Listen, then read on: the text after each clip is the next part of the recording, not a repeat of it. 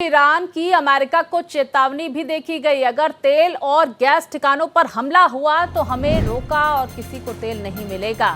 पूरे इलाके में तेल और गैस की सप्लाई हो सकती है ठप।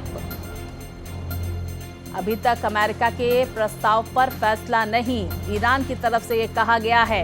तो जहां दावा कर रहे हैं अमेरिकी राष्ट्रपति डोनाल्ड ट्रंप की जल्द ही होर्मुज खुलने वाला है, तो वहीं ईरान ये कह रहा है कि अभी तक अमेरिका के प्रस्ताव पर हमने फैसला नहीं लिया है। इसके साथ ही ईरान अमेरिका को वार्निंग देता हुआ भी नजर आ रहा है और ईरान की तरफ से ये कहा गया है कि अगर तेल और गैस ठिकानों पर हमला हुआ तो अच्छा नहीं होगा, हमें रोका तो किसी को तेल नहीं मिलेगा।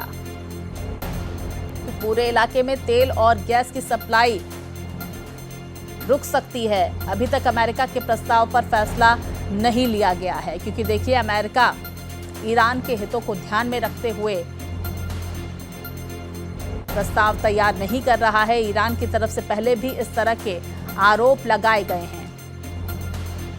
तो जहां ट्रंप कह रहे हैं कि जल्द ही होर्मुज खुलने वाला है।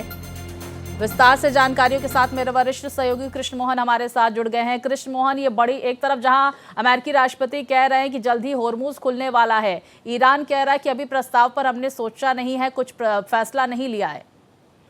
देखिए, ईरान और अमेरिका के बीच लगातार बातचीत चल रही है कि इस युद्ध को खत्म किया जाए, और खत्म करने के दो पॉइंट है कि स्ट्रेट ऑफ हॉर्मुज को खोला जाए और यूरेनियम के जो प्रोडक्ट्स हैं उस पे एक नियंत्रण रखा जाए कि किसी भी तरीके से ईरान न्यूक्लियर पावर न हो।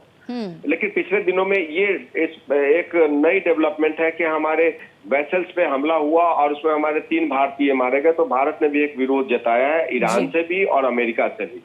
तो ऐसा लगता है कि इसका हल निकल जाएगा, क्योंकि एमईए ये बात कह रहा है कि बहुत जल्दी इसका समझौता होने वाला और इसका हल निकल जाएगा, क्योंकि पूरे विश्व में इससे परेशानी बढ़ रही है। बिल्कुल। और कृष्ण मोहन, इजराइल का क्या रुख रह सकता है? ईरान कई बार कई मंचों से जो बातचीत के दौर के दौरान ईरान के हितों का ध्यान नहीं रखने का आरोप भी लगाता हुआ नजर आया था। शायद यही वजह है कि इस बातचीत में और इस कोई स्थायी समाधान निकलने में देर हो रही है। दूसरी तरफ इजराइल को लेकर जो मैंने आपसे सवाल पूछा, इजराइल का क्या रुख हो सकता है, क्योंकि वो तो हिजबुल्लाह पर हमले करने से रोकने को तैयार नहीं है। हमास, हिजबुल्ला, ये दो चीजें हैं जहां पे इजराइल का एक तरीके से आक्रोश बिल्कुल उनके देश के जनहित में है। लेकिन इसका मतलब ये नहीं होता है कि पूरे विश्व को आप एक तरीके से अशांति के दौर में रख दें। और जिस तरीके से स्ट्रेट ऑफ हॉर्मुज पे लोगों के वेसल्स फंसे हुए हैं, ईंधन का आना जाना बंद है, पूरे विश्व में 20% के करीब महंगाई बढ़ गई है, बेरोजगारी बढ़ती जा रही है। तो ऐसे में इजराइल के ऊपर एक मोरल और पॉलिटिकल प्रेशर है कि आप जल्दी आप और ईरान आपस में बैठिए और इसका समझौता कीजिए। जो तमाम सूत्रों से जानकारी मिल रही है कि जल्द ही इसका समाधान निकल जाएगा। और ट्रंप की बात को मानने की कोई वजह नहीं है, क्योंकि उनका बयान दिन में 3 बार बदलता है, लेकिन ऐसा लग रहा है कि शायद हल निकल जाएगा। बिल्कुल। और कृष्ण मोहन, ये भी कह रहे हैं ट्रंप की जो इस वीकेंड तक कोई समाधान निकलेगा, लेकिन इससे पहले देखिए अमेरिकी राष्ट्रपति डोनाल्ड ट्रंप ये बयान देते हुए नजर आ रहे हैं कि होर्मुज में ईरान का नहीं अमेरिका का कब्जा है। तो ट्रंप के इन दावों पर कितना भरोसा किया जा सकता है कि अब ये स्थायी युद्ध विराम हो जाएगा?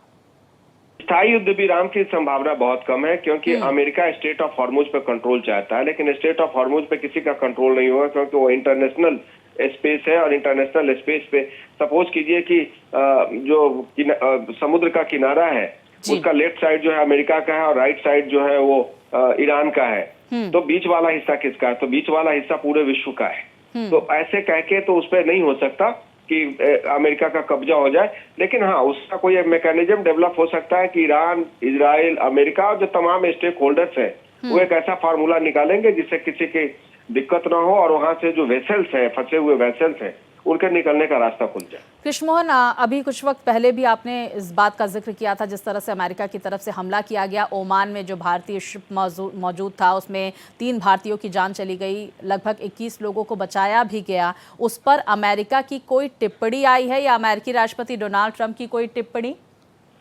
अभी आधिकारिक टिप्पणी कोई नहीं आई है, लेकिन दोनों देशों ने मान लिया है कि ये मिस कम्युनिकेशन और मिस इन्फॉर्मेशन का नतीजा था कि वेसल्स पे हमला हुआ और उसमें भारतीय पोतवाहक लोग उसमें थे, जिसमें 3 लोगों की जान चली गई। लेकिन दोनों देशों ने इस पे बातचीत की है और आपस में एक तरीके से दुख जताया है और यहाँ तक तैयार है कि हम उस पर जो भी हर्जाना हो सकता है वो हम देंगे। लेकिन अमेरिका ने ये कहा है कि ये मिसकम्युनिकेशन था। हमें अगर पता होता कि भारतीय पोत है तो शायद हम मिसाइल्स वहां पे नहीं डालते। बहुत शुक्रिया आपका कृष्ण मोहन, जानकारियां इस खबर पर विस्तार से हमारे दर्शकों तक पहुंचाने के लिए।